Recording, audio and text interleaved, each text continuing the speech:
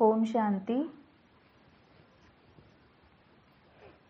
आज की जो अव्यक्त मुरली है उसकी डेट है 18 जनवरी 1975, 18 जनवरी 75। साक्षात्कार मूर्त और फरिश्ता मूर्त बनने का निमंत्रण। अभी बाबा जो मुरलियाँ हमें हमारे सामने ला रहा है, अव्यक्त वाणियाँ जो हमारे सामने ला रहा है, उसमें बाबा कंप्लीटली हमें यही बता रहा है कि हमें संपूर्ण अब कैसे बनना है। हर एक मुरली में बाबा कुछ ना कुछ ऐसे बताता है जो हमें संपूर्ण बनने के लिए क्या करना चाहिए, ये हमें मार्गदर्शन बाबा दे देता है। तो अभी आज बाबा बता रहा है कि साक्षात्कार मूर्त और फरिश्ता मूर्त बनने का निमंत्रण। अब अगर हम साक्षात्कार मूर्त इसको अगर हम देखेंगे, क्योंकि बाबा जब अव्यक्त वाणी में जो भी कुछ बताता है वो एक एक वर्ड का बहुत गहरा मतलब होता है, गहन मीनिंग होता है उसमें। तो साक्षात्कार मूर्त, अब साक्षात्कार होता है इसका मतलब क्या होता है? साक्षात्कार होता है इसका मतलब हमारे मन और बुद्धि के सामने हमें वो देव या वो देवी दिखाई देती है ना। मन के पटल पर, मन के सामने, मन की आँखों से हम उस देवी या देवता को हम देखते हैं, या फिर उस सीन को हम देखते हैं, है ना। कोई देवी या देवता या कोई इंसिडेंस या कोई सिचुएशन, ये हम हमारी मन की आँखों से देखते हैं। लेकिन ये तभी देखते हैं जब हम उसके समीप होते हैं, मतलब ही हमने जब उसके बारे में बहुत गहरा मनन चिंतन किया हुआ रहता है। जिसके बारे में हम बहुत ज़्यादा सोचते हैं, जिसके बात पर हम बहुत ज़्यादा सोचते हैं, है ना, वही हमारे मन की आँखों के सामने दिखता है। हम में से कई सारे भाई बहन ऐसे होंगे जिनको कभी कभी ब्रह्मा बाबा दिखते हैं, कभी मम्मा दिखती है, कभी कोई देवी या देवता ही दिखते हैं। जैसे ब्रह्मा बाबा को विष्णु दिखता था, विष्णु का साक्षात्कार बहुत ज़्यादा होता था ब्रह्मा बाबा को। अब ये क्यों होता था? क्योंकि ब्रह्मा बाबा विष्णु के बारे में बहुत ज़्यादा सुनते थे, पढ़ते थे, है ना, देखते थे। तो इस वजह से हुआ ये कि विष्णु के बारे में वो बहुत कुछ जानते थे, हमेशा मन बुद्धि से विष्णु के साथ रहते थे। इस वजह से होता यह है कि वो हमारी मन की आँखों के सामने वो मूर्त रूप में दिखाई देता है। वैसे ही बाबा बोलता है कि साक्षात्कार मूर्त और फरिश्ता मूर्त बनने का निमंत्रण, मतलब बाबा हमें ये बता रहा है कि अब तुम्हें साक्षात्कार मूर्त बनना चाहिए। अब साक्षात्कार मूर्त बनना चाहिए इसका मतलब ये है कि हमें सबसे पहले जो बाबा बोल रहा है, जैसे बाबा बता रहा है, उस मार्ग पर चलकर बाबा के समीप रहकर, बाबा के समान बनकर बाप जैसा बनना है। जब हमें वो सभी दैवी गुण, दैवी शक्तियाँ आ जाएंगी, जब हमारे मनसा वाचा और कर्मणा से भी ये सभी बाबा की जो बताई हुई दैवी गुण, दैवी शक्तियों का प्रत्यक्षता होगी, है ना, तभी औरों के लिए हम साक्षात्कार मूर्त बन सकते हैं। तभी जो बाकी की जो हमें देखने वाले जो है, हमारे साथ रहने वाले जो है, वो हमारे समीप रहेंगे, हमें ऑब्जर्व करेंगे, हमारे समीप रहेंगे, हमारे जैसा बनने की कोशिश करेंगे, हमारे बारे में सोचेंगे, और फिर वो साक्षात्कार उनको होगा। क्योंकि ब्रह्मा बाबा का साक्षात्कार भी बहुत होता था। कुछ बड़ी दादियाँ और बहनें और भाई ऐसे भी हैं जिनका भी साक्षात्कार कई सारी आत्माओं को हुआ है ना। लेकिन उसको सबसे पहले हमें उसके लिए क्या बनना पड़ेगा? बाबा के समान बनना पड़ेगा। और फरिश्ता मूर्त बनने का निमंत्रण। फरिश्ता मूर्त मतलब उपराम बनना है ना, उड़ती कला में रहना है। तो आज बाबा हमें बता रहा है साक्षात्कार मूर्त और फरिश्ता मूर्त बनने का निमंत्रण। पवित्र भव और योगी भव का अमर वरदान देने वाले सर्व आत्माओं के स्नेही परमपिता शिव बोले। अपवित्र भव, पवित्र मतलब क्या है? पवित्रता मतलब ऐसे नहीं है कि सिर्फ जो भौतिक दुनिया है या फिर शारीरिक तौर पर बाबा हमें बताता है, बिल्कुल भी नहीं। बाबा आत्मा है, परम आत्मा है। बाबा को शरीर नहीं है। बाबा शरीर को जानता भी नहीं है, ना देखता है, ना जानता है ना। क्योंकि कभी भी बाबा ये नहीं बोलता है कि ब्रह्मा के तन का आधार लेकर मैं आपको मुरली सुनाता हूँ, ज्ञान सुनाता हूँ। ब्रह्मा के मुख का आधार लेकर मैं आपको मुरली सुनाता हूँ, ज्ञान देता हूँ, ये बाबा बोलता है। बाबा ने आज तक एक भी मुरली में कभी ऐसे नहीं बोला है कि ब्रह्मा की आँखों का आधार लेकर मैंने आपको देखा है ना, ब्रह्मा के कानों का आधार लेकर मैंने आपको सुना है, ब्रह्मा के शरीर का आधार लेकर मैंने आपको महसूस किया है, ये कभी बाबा ने बोला नहीं है, एक भी मुरली में नहीं बोला है। बाबा प्रिसाइजली बोलता है कि ब्रह्मा के मुख का आधार लेकर मैं तुम्हें ज्ञान सुनाता हूँ। तो बाबा कंप्लीटली शरीर मतलब क्या है, कंप्लीटली आत्मा के बारे में ही बोलता है।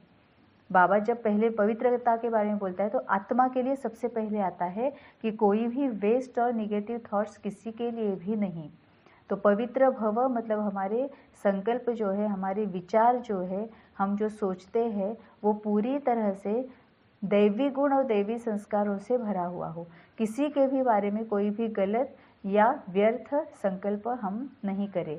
और योगी भव, योगी मतलब मेरे ख्याल से पिछले हफ्ते की मुरली या उससे पहले की मुरली में बाबा ने बोला था कि योगी बनना है, इसका मतलब यह है, एक तो बाबा के साथ योग, योग मतलब कनेक्शन, योग मतलब ध्यान, या तो स्मरण, किसी की स्मृति में किसी का स्मरण करते हुए या किसी के साथ जुड़े हुए, है ना। तो एक तो बाबा के साथ योग, या फिर अपने आप के साथ योग, या फिर हम जो कर्म कर रहे हैं उसके साथ योग, हमारे कार्मिक अकाउंट के साथ योग, है ना। जब तक हम प्रेजेंट में नहीं रहेंगे, वर्तमान में नहीं रहेंगे, जो कुछ भी हम कर रहे हैं उसके ऊपर हम पूरी तरह से फोकस नहीं रहेंगे, उसके साथ योग में नहीं रहेंगे, तब तक हम वो कार्मिक अकाउंट पूरी तरह से सेटल नहीं कर पाएंगे, है ना। तो योगी मतलब यह है कि बाबा के साथ योग में रहकर, मैं आत्मा परमपिता परमात्मा के साथ योग में रहकर जो भी सामने आ रहा है मैं उसमें से सक्सेसफुली बाहर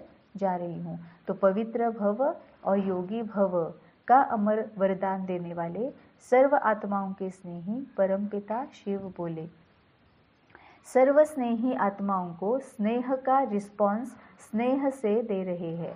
बाबा बोल रहा है कि जो भी स्नेही, जो भी आत्माएं हैं जो मेरे साथ स्नेह कर रही है, उन सभी का रिस्पॉन्स मैं भी स्नेह से दे रहा हूँ। नैनों के असुवन मोती, गले की माला जो बच्चों ने बाप दादा को पहनाई है, उसके रिटर्न में ज्ञान रत्नों की माला बाप दादा दे रहे हैं, है ना। कभी कभी हम सब ने एक्सपीरियंस किया है कि पहले पहले जब हम बाबा के पास आए तब इतना रोना आता था। हम मतलब कितनी सारी अमृत वेलाएं ऐसी होती थी कि जो हमने रो रो कर गुजारी है।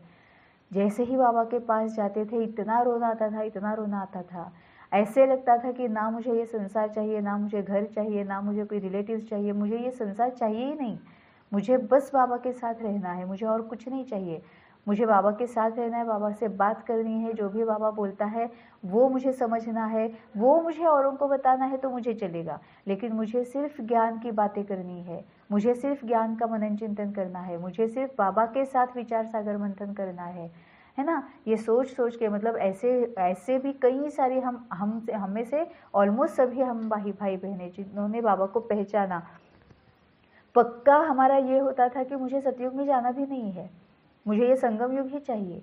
क्या करूँगी सतयुग में जाकर, क्योंकि वहाँ पर तुम नहीं होगे बाबा, तो मैं वहाँ पर जाके क्या करूँगी, मैं किसके साथ बात करूँगी, मैं किसको पूछूँगी, है ना। मैं किसको, जो भी है, जो जिस राह पर जा रही हूँ, मैं किसका हाथ पकड़ कर जाऊँगी। अभी का ये जो सुख है, जो अतीन्द्रिय सुख जो है, वो अंदर से जो एक ब्लिसफुलनेस जो है, वो मुझे यहाँ से छोड़कर और कहीं पर भी नहीं मिलने वाला है। हम सबको ये पता है, अभी बाबा के साथ रहने से जो अतीन्द्रिय सुख, वो सिर्फ हम ही जान सकते हैं वो क्या है। ये अनुभव की बात नहीं है, ये अनुभूति की बात है। अनुभव मतलब वो है कि जो हम दूसरों को भी महसूस करा सकते हैं, लेकिन अनुभूति ये है जो हर एक ने अपनी अपनी ही करनी होती है। हम कितना भी कोशिश करें, बाबा जैसे बोलता है ना कि गुड़ का टेस्ट क्या है, गुड़ की मिठास क्या है, तुम कितना भी बताने की कोशिश करो। या फिर ऐसे भी है कि जो खुशबूदार फूल होता है उसकी खुशबू कितनी मीठी है या फिर कितनी अच्छी खुशबू है, हम कितना भी बताने की कोशिश करें हम बता ही नहीं सकते जब तक हम खुद वो एक्सपीरियंस नहीं कर सकते, है ना। हम खुद जब वो अनुभूति नहीं कर सकते तब तक वो हमें समझ में ही नहीं आता है। तो नैनों के असुवन मोती मतलब जितना जितना हमने हमारी आंसुओं से जितनी बाबा को मालाएं पहनाई है, आंसुओं की मालाएं पहनाई है, ये कितना बाबा सही सही बोल रहा है। तो सबसे इम्पोर्टेंट और ब्यूटीफुल बात तो ये है कि बाबा को पता है कि बच्चे मुझे आंसुओं की मालाएं पहनाते हैं, ये बाबा को पता है। तो नैनों से असूवन मोती, गले की माला जो बच्चों ने बाप दादा को पहनाई है, उसके रिटर्न में ज्ञान रत्नों की माला बाप दादा दे रहे हैं। मतलब ही क्या है, जितना हम बाबा को प्यार करेंगे, बाबा के लिए कुछ भी करने की हिम्मत रखेंगे, बाबा को पूरी तरह से सरेंडर कर देंगे, तभी तो हम आंसू निकलते हैं ना आँखों से।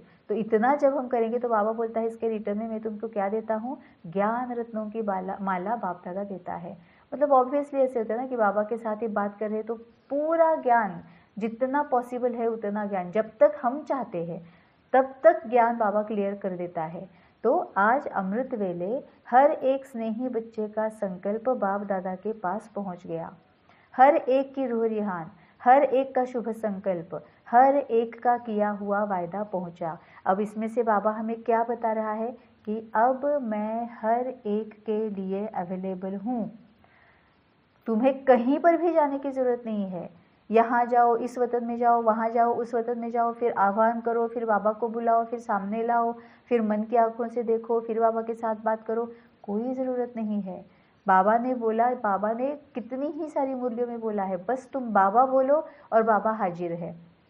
जी हुजूर करके मैं तुम्हारे सामने हाजिर हूँ, ये बाबा ने कितनी ही सारी मूर्तियों में बताया हुआ है। तो वही बाबा भी बोल रहे हैं कि मैं हर एक के लिए जब तुम चाहते हो तब मैं अवेलेबल हूँ।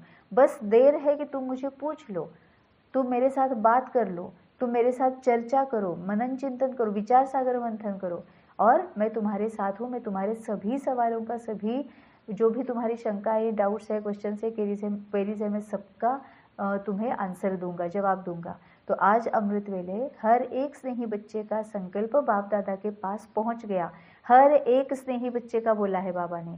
ऐसे नहीं बोला है कि जो यहाँ इस वतन में आए, फिर उस वतन में आए, फिर मुझे बुलाया, फिर मुझे मन की आंखों से देखा तो उनके संकल्प बाबा के पास पहुँचे, ये बाबा ने बिल्कुल नहीं बोला है। बाबा ने ये क्लियर कट बताया हुआ है कि हर एक स्नेही बच्चे का संकल्प बाप दादा के पास पहुँच गया है। इसका मतलब संकल्प किसका पहुँच गया, जो स्नेही बच्चा है, जो दिल से प्यार करता है, दिमाग से नहीं।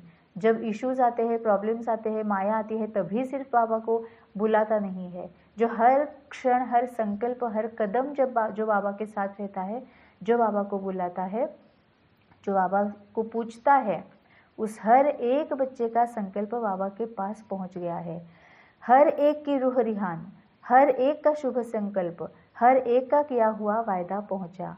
उस सर्व रूह रिहान के रिस्पॉन्स में बाप दादा स्वयं अव्यक्त में मिलने की तमन्ना कर रहे हैं। मतलब अब क्या कर रहे बाबा, जो भी संकल्प और जो भी वायदे जो भी है वो हमारे जो है वो बाबा के पास जो पहुंच गए हैं, तो बाबा बोलता है कि अब उसके रिस्पॉन्स में बाबा क्या चाहता है, बाबा तुम हम सभी बच्चों को अव्यक्त में मिलने की अभिलाषा रखता है, अव्यक्त में मिलने की तमन्ना रखता है। अब अव्यक्त में मिलना है मतलब किधर मिलना है, मन में मिलना है। अव्यक्त मतलब कोई भी और जगह जाने की ज़रूरत नहीं है, वो बहुत ज़्यादा हम कॉम्प्लिकेटेड बना देते हैं। अव्यक्त में मिलना है, इसका मतलब मन, मनाभव, मन बाबा के साथ जोड़ना है। जैसे होता है ना कि हम अगर सपोज हमारे बहन की याद में है तो हम ऐसा थोड़ी करते हैं कि हे बहन, अब मैं तुम्हारे साथ बात करने वाली हूँ, मैं बात करना चाहती हूँ, अभी तुम इस वतन में आओ, फिर मैं भी वहाँ पर आती हूँ, फिर मन की आंखों से देखो, फिर उसके साथ बात करो। ये नहीं होता है ना। बस बहन का याद, मतलब बहन के बारे में सोचना है तो बस बहन के साथ कनेक्ट हो गए। तो मन के अंदर जो है, मन में जो है ना, वो हम बाबा से मिलते हैं। अव्यक्त में मिलना मतलब क्या है कि मन में। अब अव्यक्त में मतलब क्या है, जो व्यक्त नहीं है। अव्यक्त नहीं है मतलब जहाँ पर आवाज़ नहीं है। अब आवाज़ नहीं है इसका मतलब साइलेंस है। अब साइलेंस है इसका ही मतलब मन जब शांत होता है। अब मन शांत कब होगा, जब मन किसी और बारे में सोच नहीं रहा है, इसके बारे में, उसके बारे में, इस चीज़ के बारे में, उस बात के बारे में नहीं सोच रहा है, जब सिर्फ बाबा के बारे में सोच रहा है, जब सिर्फ बाबा को देख रहा है, जब सिर्फ बाबा की तरफ फोकस्ड है ना, तब हम पूरी तरह से शांत होते हैं। क्योंकि ये पावर जो है ना वो बाबा ही हमें रियलाइज़ कराता है कि देखो तुम कितनी पावरफुल हो, तुम शांति तुम्हारा निजी संस्कार है, ये तुम्हारी निजी और ओरिजिनल शक्ति है। क्योंकि जब हम बाबा के साथ रहते हैं तो हम पूरे शांत रहते हैं, कोई हलचल नहीं रहती है ना। उसको ही बाबा अव्यक्त बोलता है। आकाश जैसे शांत है ना, तो साइलेंस में जब हम बैठते हैं, जब हम किसी और बारे में सोच नहीं रहते हैं, वो अव्यक्त है। तो वो मन जब शांत होता है मतलब पूरी तरह से बाबा के बारे में सोच रहा है, बाबा पर फोकस्ड है, तो बाबा बोलता है उस सर्वरूहियान के रिस्पॉन्स में बाप दादा स्वयं अव्यक्त में मिलने की अभिलाषा कर रहे हैं। बाप को बच्चे व्यक्त में बुलाते हैं और बाप बच्चों को अव्यक्त वतन में बुला रहे हैं। बाबा का हमें ऐसे लगता है ना कि बाबा हमें सामने सामने दिखाई दे, है ना, शरीर में साकार में दिखाई दे, लेकिन बाबा बोलता है कि मैं तुम्हें अव्यक्त वतन में बुलाना चाहता हूँ। अव्यक्त वतनवासी बाप समान बनना, यही बच्चों के प्रति बाप की शुभ इच्छा है। बाप की शुभ इच्छा बच्चों के प्रति है अव्यक्त वतनवासी बाप समान बनना, मतलब ही शांत स्थिति में और किसी भी देह से संबंधित बातें या देह से संबंधित व्यक्ति के बारे में जब हम मन उस तरफ नहीं है, जब देह संबंधी बातों में मन लगा हुआ नहीं है, तो अव्यक्त स्थिति में है। या तो हम बाबा के पास होते हैं या फिर दुनिया के पास होते हैं, बीच में और कुछ है ही नहीं, है ना। या तो हम देह अभिमानी होते हैं या देही अभिमानी होते हैं। तो जब हम दुनिया से पूरा अपना मन और बुद्धि निकालते हैं, पूरा अपना फोकस दुनिया से निकालते हैं, तो जाएगा कहाँ? बाबा के पास जाएगा। तभी बाबा बोल रहा है कि बाबा की इच्छा, शुभ इच्छा बच्चों के प्रति ये है कि अव्यक्त वतनवासी बाप समान बनना है। मतलब ही ये देह और देह से संबंधित सभी बातों से अपनी मन बुद्धि निकालकर बाबा के साथ रहना है। अब बताओ कितने समय में अव्यक्त वतन पधारेंगे? मतलब बाबा वही बोल रहे हैं कि कब तक, तुम कितना समय लगेगा अव्यक्त वतन में आने के लिए।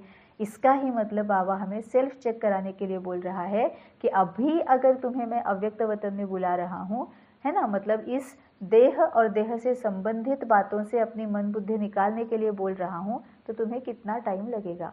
मतलब ही बाबा बोल रहे हैं कि इमीडिएटली तुम्हारा अपना अपना समझ में आ जाएगा कि मेरा मन और मेरी बुद्धि अभी तक कहाँ कहाँ अटकी हुई है। बाबा की तरफ जाती है, फिर नीचे काम की तरफ आती है, बाबा की तरफ जाती है, फिर बच्चों के प्रति आती है, बाबा की तरफ जाती है, युगल या माँ बाप या नेबर्स या फ्रेंड्स या शत्रु जो हमारे हैं, है ना, कि इसके बाद इसने ऐसा किया, उसने वैसा किया, या फिर कोई चीज़ जो होती है, पैसा है या फिर नेम है या फेम है या फिर जो भी है, कपड़े है, ये है वो है, उसकी तरफ जाती है क्या। तो बाबा बोलता है बताओ कितने समय में अव्यक्त वतन पधारेंगे। अव्यक्त वतन का मिलन कितना सुंदर है, उसको जानते हो? बाप दादा भी बच्चों के सिवाय वापस घर नहीं जा सकते हैं। बाप दादा भी बच्चों के सिवाय वापस घर नहीं जा सकते हैं। घर जाने से पहले अव्यक्त फरिश्तों की महफिल अव्यक्त वतन में होती है। अब यहाँ पर यह भी समझने की बात है कि अगर हम सपोज कभी ऐसा होता है कि कोई अगर हमारे सपने में आ जाता है, कोई फ्रेंड है वो हमारे सपने में आ गई, तो हम बोलते हैं ना कि हाँ मैंने तुम्हें कल सपने में देखा, हम बोलते हैं ना। तो क्या सपना मतलब कोई और जगह नहीं है, कहीं और जाके हमें मिलना नहीं होता है। सपना मतलब हम मन में ही मिलते हैं, है ना। तो अव्यक्त मतलब मन में ही मिलना है। तो घर जाने से पहले अव्यक्त फरिश्तों की महफिल अव्यक्त वतन में होती है। इसको ही बाबा बोलता है अंतर्मुखी बनो, अपने अंदर देखो, अपने मन को देखो, अपने बुद्धि में देखो। मतलब ही ये देह और देह से संबंधित सभी बातों से अपनी मन बुद्धि हटाओ और अंतर्मुख हो जाओ। उस महफिल में बाप दादा सब स्नेही बच्चों का आह्वान कर रहे हैं। बच्चे बाप का पुरानी दुनिया में आह्वान करते, वो बुलाते हैं, लेकिन बाप आप बच्चों को फरिश्तों की दुनिया में बुला रहे हैं, जहाँ से साथ साथ रूहों की दुनिया में चलेंगे। अब फरिश्तों की दुनिया में बुला रहे हैं, इसका मतलब यह है कि तुम उपराम बन जाओ। नीचे जो कुछ भी माया है, इस भौतिक जो दुनिया है, उसमें पूरी की पूरी माया ही है ना। तो बाबा बोलता है इस माया से अपने आप को निकालो, हाई जंप लगाओ, उड़ती कला में आ जाओ और उपराम बन जाओ, साक्षी दृष्टा बन जाओ। फरिश्तों की दुनिया में बुला रहे हैं, जहाँ से साथ साथ रूहों की दुनिया में चलेंगे। यह अलौकिक अव्यक्त निमंत्रण भाता है। अगर भाता है तो क्या व्यक्त जन्म व्यक्त भाव भूलना नहीं आता है? मतलब देह अभिमान से बाहर नहीं निकल सकते हो। बाप समान निरंतर फरिश्ता बनना नहीं आता। 1 सेकंड का संकल्प निरंतर दृढ़ करना नहीं आता। मतलब अगर हम 1 सेकंड के लिए अव्यक्त में बाबा से मिल सकते हैं, मतलब मन में बाबा के साथ विचार सागर मंथन कर सकते हैं, 1 सेकंड के लिए कर सकते हैं तो 2 सेकंड के लिए भी कर सकते हैं, 2 सेकंड के लिए कर सकते हैं तो 20 सेकंड के लिए भी कर सकते हैं, 20 सेकंड के लिए कर सकते हैं तो हमेशा के लिए भी कर सकते हैं। तभी बाबा बोलता है कि 1 सेकंड का संकल्प निरंतर दृढ़ करना नहीं आता, बनना ही है, आना ही है। ऐसे सेकंड के संकल्प की टिकटें ऐसे सेकंड के संकल्प की टिकटें लेनी नहीं आती। क्या शक्ति रूपी खजाना होते हुए भी यह टिकट रिजर्व नहीं करा सकते हो? मतलब बाबा बोला है कि बाबा ज्ञान और शक्तियों का वर्षा लेके आया है। बाबा हमें ज्ञान देता है, बाबा हमें शक्तियाँ देता है, फिर भी तुम ये टिकट रिजर्व नहीं कर पा रहे हो। क्यों नहीं कर पा रहे हो? ये बाबा बोल रहा है कि क्या शक्ति रूपी खजाना होते हुए भी यह टिकट रिजर्व नहीं करा सकते हो? विश्व की सर्व आत्माओं को नज़र से निहाल कर उन्हें भी अपने साथ मुक्ति जीवन मुक्ति रूपी वर्षा बाप से नहीं दिला सकते हो? अब नज़र से निहाल करना मतलब क्या है? बहुत ज़्यादा कॉम्प्लिकेटेड हम करेंगे ना तो उसमें हम अटक जाते हैं। बिल्कुल सीधा साधा सिंपल रखना है। नज़र से निहाल करना है, इसका मतलब मैं आत्मा हूँ, परमपिता के साथ कनेक्टेड हूँ, सामने वाली आत्मा है, हो गया, और कुछ भी नहीं होता है। नज़र से निहाल करना मतलब अपने आप को पहले आत्मा पूरा अच्छे से समझना है। बाबा के साथ मैं परमपिता, मैं आत्मा बाबा के साथ हूँ, परमपिता परमात्मा के साथ हूँ और सामने वाली आत्मा है ना। तो विश्व की सर्व आत्माओं को नज़र से निहाल कर उन्हें भी अपने साथ मुक्ति जीवन मुक्ति रूपी वर्षा बाप से नहीं दिला सकते हो। इसका मतलब यह है कि मैं आत्मा हूँ, परमात्मा के साथ हूँ और सामने जो आत्मा है उसको मुझे क्या करना है? ज्ञान देना है और शक्तियाँ देनी है। अब ज्ञान कौन सा देना है? कि आत्मा को पूछना है कि तुम दुखी क्यों हो, तुम्हारा जीवन परेशान क्यों है, तुम इतने अशांत क्यों हो, तुम्हारे सामने इतने कष्ट क्यों आ रहे हैं, है ना। लॉ ऑफ कर्मा, बाबा ज्ञान ही देता है। जब हम सामने वाले को आत्मा देख रहे हैं, मैं आत्मा हूँ, परमात्मा के साथ सामने वाली आत्मा को देख रहा हूँ, उस वक्त ज्ञान और उसको शक्तियों से भरना है। उसको ही बाबा मुक्ति जीवन मुक्ति रूपी वर्षा बाप से दिला नहीं सकते हो, ये पूछ रहा है। बाप के या अपने भक्तों को भटकने से जल्दी छुड़ाने का शुभ संकल्प तीव्र रूप से उत्पन्न होता है। बाबा ने यहाँ पर भी हमें मैसेज दिया हुआ है कि बाप के या अपने भक्तों को, अब हमारी भी कार्मिक वंशावली होती है ना, जिन्हों को हमने सही रास्ते से भटकाया है, जिन जिन आत्माओं को हमने ज्ञान के रास्ते से भटकाया है, जिन जिन आत्माओं को ज्ञान के रास्ते से भटकाने के लिए हम निमित्त बने हुए हैं, उनको बाबा हमारे भक्त बोलता है।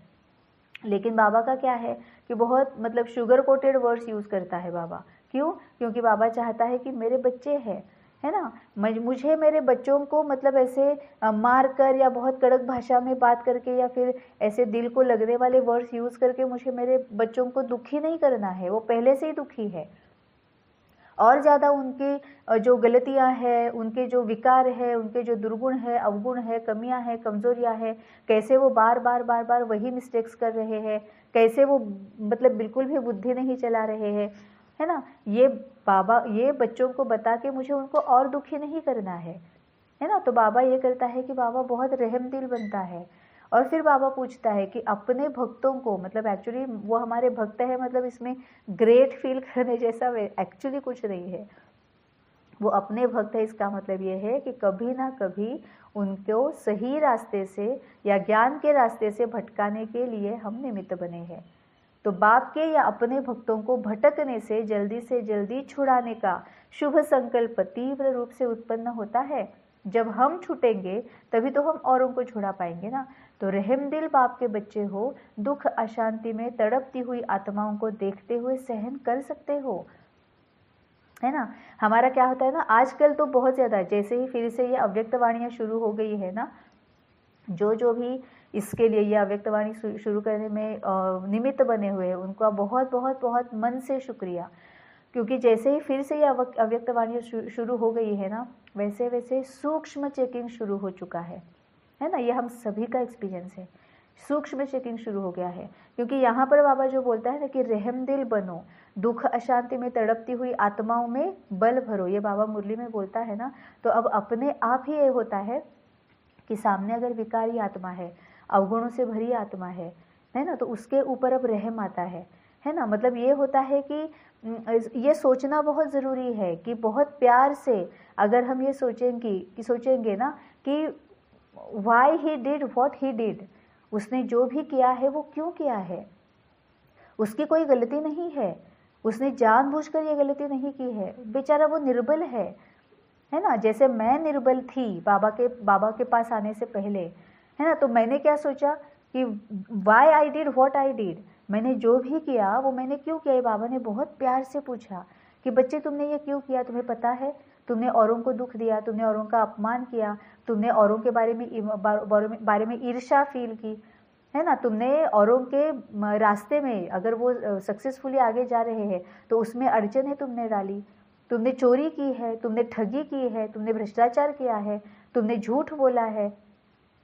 लेकिन बच्चे तुम जानते हो ये तुमने क्यों किया है, तुमने इसीलिए किया है कि तुम्हारी गलती नहीं है, लेकिन तुमने इसीलिए किया है क्योंकि धीरे धीरे धीरे धीरे तुम मुझसे दूर होते गए। तो जैसे ही मुझसे दूर होते गए फिर तुम्हें पता ही नहीं चला कि कौन सा रास्ता सही और कौन सा रास्ता गलत है। तो जैसे ही तुम मुझसे दूर हो गए, तुम पूरी भौतिक दुनिया में जाके अटके, उस दलदल में जाके फंस गए। और फिर तुमने क्या किया, देहधारी को फॉलो करना शुरू कर दिया। देहधारी को पहले फॉलो करना शुरू किया, उसके बाद क्या हुआ, प्राणियों को फॉलो करना शुरू कर दिया, फिर पशु पंछियों को फॉलो करना शुरू कर दिया, फिर पेड़ पौधों को फॉलो करना शुरू कर दिया, फिर पत्थरों को भी नहीं छोड़ा, तुमने पत्थरों को भी फॉलो करना शुरू कर दिया। उसमें तुमने कुछ वो गुलाल कुछ ये उसका लेपन दिया और फिर उसमें तुमने देवी देवताओं को या फिर उसको पूजना शुरू कर दिया। अब बच्चे तुमने ये क्यों किया पता है, क्योंकि तुम अच्छा बनना चाहते थे, तुम्हें पता थी अच्छाई क्या है, क्योंकि वो तुम में है, लेकिन अब तुम्हें वो याद नहीं है। इसीलिए किसी में भी तुम कुछ भी अच्छाई देखते हो, तुम उसकी पूजा करना शुरू कर देते हो। अब सिर्फ पूजा करने से वो अच्छाई तुम्हें वापस नहीं आएगी। जब तुम पूजा करने के साथ साथ वो अच्छाई क्या है, जिसकी मैं पूजा कर रहा हूँ उसमें मुझसे ज़्यादा अलग क्या है, उसकी विशेषता क्या है, जो मुझ में नहीं है वो उसमें क्या है, जो मुझे उसकी तरफ अट्रैक्ट कर रहा है, आकर्षित कर रहा है। ऐसे कौन से गुण हैं जो मुझे अच्छे तो लगते हैं, सामने वाले में दिखाई तो देते हैं, लेकिन मुझ में नहीं है, वो गुण तुम ढूंढो। फिर ये भी देखो कि वो उन गुणों को यूज़ कैसे करता है, उन शक्तियों को यूज़ कैसे करता है, और वो शक्तियाँ, वो गुण, वो संस्कार तुम धारण करो। ये बाबा ने इतना अच्छे से हमें समझाया। बाबा मुरली में और कुछ नहीं समझाता है, बाबा हमें मीठे बच्चे, प्यारे बच्चे, सिखिलते बच्चे, है ना, ये सब करके हमें बहुत रहम दिल से ये बोलता है कि बच्चा ये मत सोच कि मैंने कितनी गलतियाँ की, मैंने ये किया, मैंने वो, ये मत सोच, जो हो गया वो हो गया। अब तू ये सोच कि वो तुमने क्यों किया और उसका ये क्या है, आंसर क्या है, अभी जो बताया कि तुम मुझसे जैसे ही दूर हो गए, तुम भौतिक दुनिया की दलदल में, माया की दलदल में जाके फंस गए, और फिर तुमने मुझे छोड़कर बाकी सबको फॉलो करना शुरू कर दिया, और वहाँ पर तुम्हारा डाउनफॉल शुरू हो गया। तो बाबा इतने प्यार से समझाता है। तो बाबा बोलता है कि तुम्हें भी वही करना है। रहमदिल बाप के बच्चे हो, दुख अशांति में तड़पती हुई आत्माओं को देखते हुए सहन कर सकते हो। हम तो क्या करते हैं, हम तो सहन तो छोड़ो, हम तो सहन भी नहीं कर सकते और उसको उसकी तरफ और ज़्यादा वीक, निगेटिव, व्यर्थ वाइब्रेशंस भेजते हैं। क्योंकि हम ऐसा कहते क्या है ये देखो कितना गुस्सा करे, तो हमेशा से ऐसे ही था, कितनी बार उसके समझाओ लेकिन वो तो बिल्कुल सुधरने वाला नहीं है, ये तो ऐसे ही करते रहेगा। हम उसको और वीक बना रहे हैं। वो पहले से ही लो फ्रिक्वेंसी पर है, उसमें कैपेसिटी नहीं है, उसमें शक्ति नहीं है, उसमें ज्ञान नहीं है, और हम उसको इस तरह से हमारी वाइब्रेशन से, हमारे संकल्पों से, हमारी एनर्जी से उसको और ज़्यादा वीक कर रहे हैं, क्योंकि हम उसकी तरफ negative energy he pass on कर रहे हैं। तभी बाबा बोलता है कि रहमदिल बाप के बच्चे हो, दुख अशांति में तड़पती हुई आत्माओं को देखते हुए सहन कर सकते हो, क्या रहम नहीं आता। और सबसे इम्पोर्टेंट ब्यूटीफुल बात पता है क्या है, वो ये है कि हमें दूसरों पर रहम तभी आएगा जब हमें अपने आप पर रहम आएगा। ये तो बिल्कुल बाबा ने मुझे इतना समझाया हुआ है कि सबसे पहले अपने आप से प्यार करना सीखना चाहिए। सबसे पहले अपने आप से प्यार करना सीखना है। सबसे पहले अपने आप को माफ़ करना सीखना है। सबसे पहले अपने आप पर रहम दिल होना है। तभी हम दूसरों को माफ़ कर सकते हैं, प्यार कर सकते हैं, दूसरों के प्रति रहम दिल बन सकते हैं, है ना। क्यों? क्योंकि क्या है कि सबसे पहले अपने आप को पूछ रहे हैं कि हाँ मैंने गलती की, लेकिन उसका ये कारण था। हाँ, कारण सही नहीं था, गलती तो वही मेरी ही है कि मैंने फॉलो किया ही क्यों, बाप से दूर हुई ही क्यों, और फिर दूसरों के प्रभाव में आई क्यों। दूसरों के प्रभाव में इसीलिए मैं आई क्योंकि वो संस्कार मेरा अंदर था। बाबा वही बोलता है ना कि अंश मात्र भी रहेगा तो वंश बढ़ना कोई बड़ी बात नहीं है। अंश मात्र भी रहेगा तो भी वंश ऐसे जोर से बढ़ेगा। तो मेरा जो वो संस्कार जो है कि मांगना या फिर प्रभाव में आना, परदर्शन करना, परचिंतन करना, परवश में जाना, हर बार दूसरों की तरफ कुछ मांगना, अपेक्षाएं रखना, ये बहुत ना बेसिक है। पहले तो हमें इनसे ही मतलब मुक्ति पानी है, इनको ही भस्मीभूत करना है कि अगले पूरे कल्प में ना मुझे किसी से कुछ मांगने की याद आई। इच्छा मात्रम अविद्या, मैं भूल ही जाऊंगी, भूल ही जाना है मुझे कि मैं किसी से कुछ मांगूंगी, है ना, या फिर मैं किसी के बारे में कुछ गलत सोचूंगी, मैं परदर्शन करूंगी, परचिंतन करूंगी। अगर मैं इससे छूट जाऊंगी तो मैं परवश जा ही नहीं सकती। तभी तो अभी ऐसे हुआ है ना, बाबा ने जो बोला है वो कि हम दूसरों के प्रभाव में वहां पर गए और फिर हम डाउनफॉल हमारा शुरू हो गया। तभी बाबा बोलता है कि इस तरह से रहम करो दूसरों के ऊपर, और रहम दिल बाप के बच्चे हो, दुख अशांति में तड़पती हुई आत्माओं को देखते हुए सहन कर सकते हो, क्या रहम नहीं आता। अनेक प्रकार के विनाशी सुख शांति में विचलित हुई आत्माएं जो बाप को और अपने आप को भूल चुकी है, ऐसी भूली हुई आत्माओं पर कल्याण की भावना द्वारा उन्हें भी यथार्थ मंजिल बताकर अविनाशी प्राप्ति की अंजलि देने का संकल्प उत्पन्न नहीं होता। अब इसके लिए सबसे पहले हमें अपने आप पर रहम करना है कि मुझसे गलतियां हो गई, अगर बाबा ने मुझे माफ़ कर दिया है तो अब मैंने भी मुझे माफ़ कर दिया। मुझसे गलतियां हो गई, अब मुझे सिर्फ ये ध्यान रखना है कि वापस वो गलती नहीं करूंगी, वही गलती रिपीट नहीं करूंगी, और पूरा अवेयर रहूंगी कि नई वाली गलती भी नहीं करूंगी, हमेशा बाबा के साथ रहूंगी। तो जब ये हमारे ऊपर हम रहम करेंगे, हम अपने आप से प्यार करेंगे, हम अपने आप को रिस्पेक्ट देंगे, हम अपने आप को इम्पोर्टेंस देंगे, तभी हम दूसरों को वो रिस्पेक्ट, वो इम्पोर्टेंस, वो प्यार, वो रहम दे सकते हैं। अब तो समय प्रमाण सप्ताह कोर्स के बजाय अपने वरदानों द्वारा, अपनी सर्व शक्तियों के द्वारा सेकंड का कोर्स बताओ, तब ही सर्व आत्माओं को रूहों की दुनिया में बाप के साथ ले जा सकेंगे। ये तो बहुत ही ज़्यादा ब्यूटीफुल सेंटेंस है। ये वाक्य तो बाबा ने इसमें मतलब जो कुछ बताया है ना, वो अपना अपना बाबा के साथ रूह रियान करके, विचार सागर मंथन करके, या फिर जो भी भाई बहनें हैं ना, हम एक दूसरे के साथ बात करते हैं, ये बहुत अच्छे से जान लेना है कि बाबा इसमें से क्या कहना चाहता है।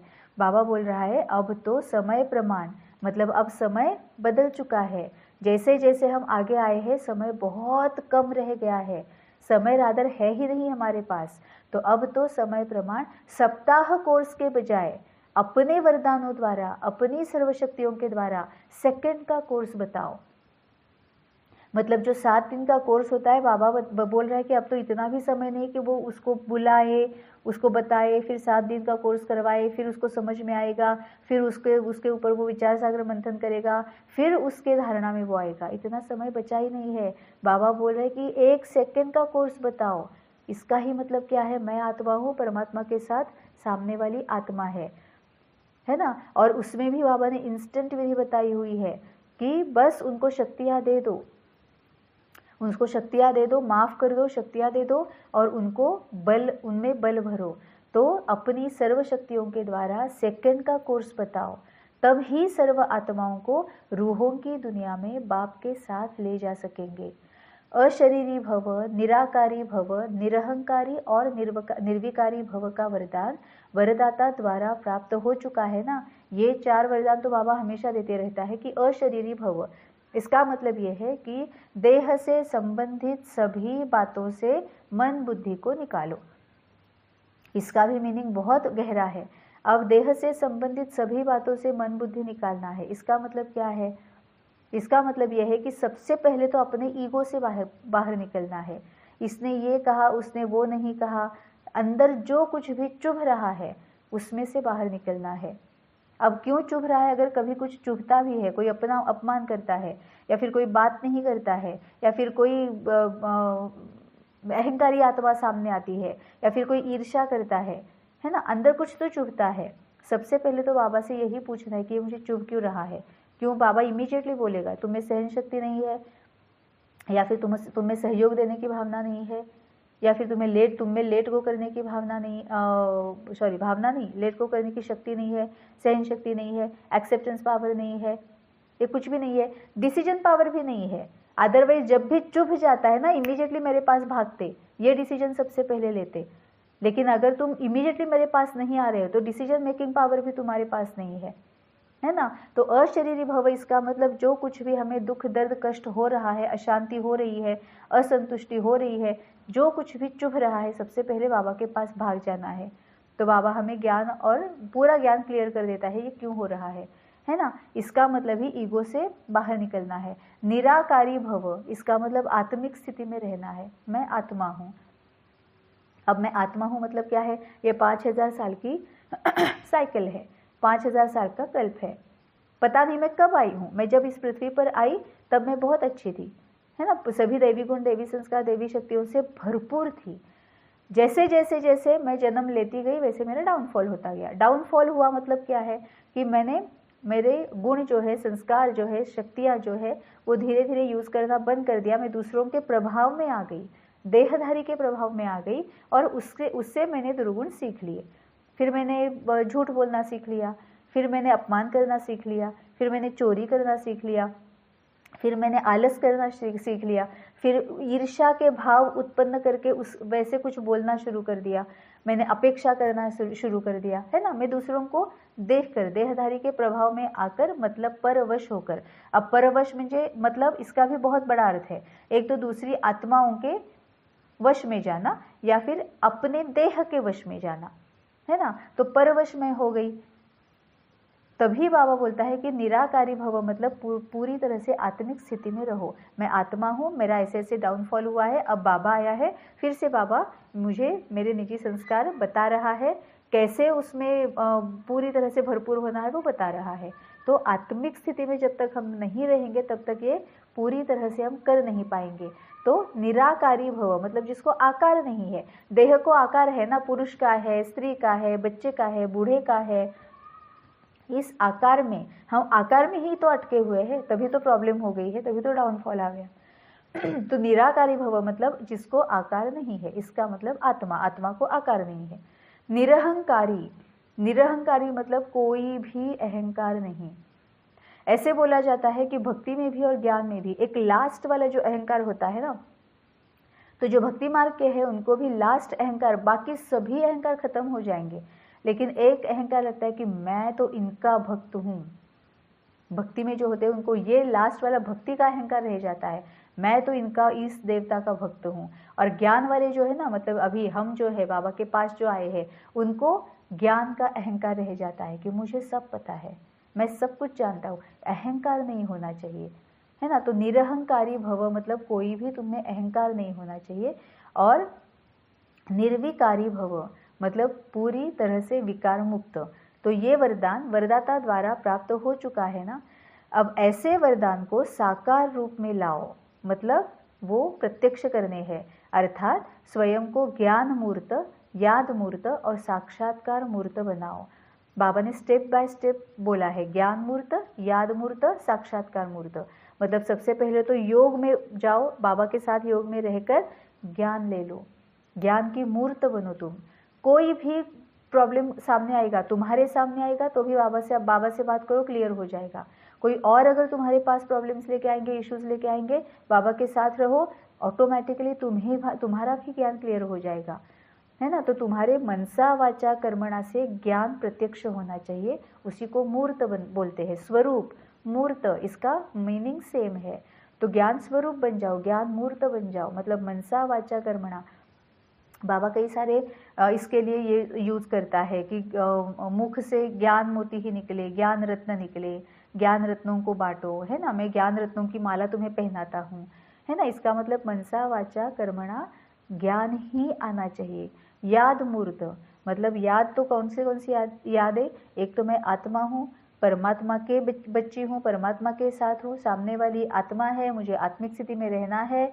और फिर कौन कौन सी याद है कि मैं पवित्र स्वरूप हूँ, मैं ज्ञान स्वरूप हूँ, मैं शक्ति स्वरूप हूँ, है ना, मैं प्रेम स्वरूप हूँ, मैं आनंद स्वरूप हूँ, है ना। तो याद मूर्त मतलब पूरी तरह से आत्मिक स्थिति में याद मूर्त रहना है। और साक्षात्कार मूर्त मतलब हमारा मनसा वाचा कर्मणा, अगर हम दैवी शक्तियाँ, दैवी गुण, दैवी संस्कारों को प्रत्यक्ष कर रहे हैं तो देखने वालों को साक्षात्कार हो जाएगा परमपिता परमात्मा का, हमसे उन्हें भगवान का साक्षात्कार हो जाएगा।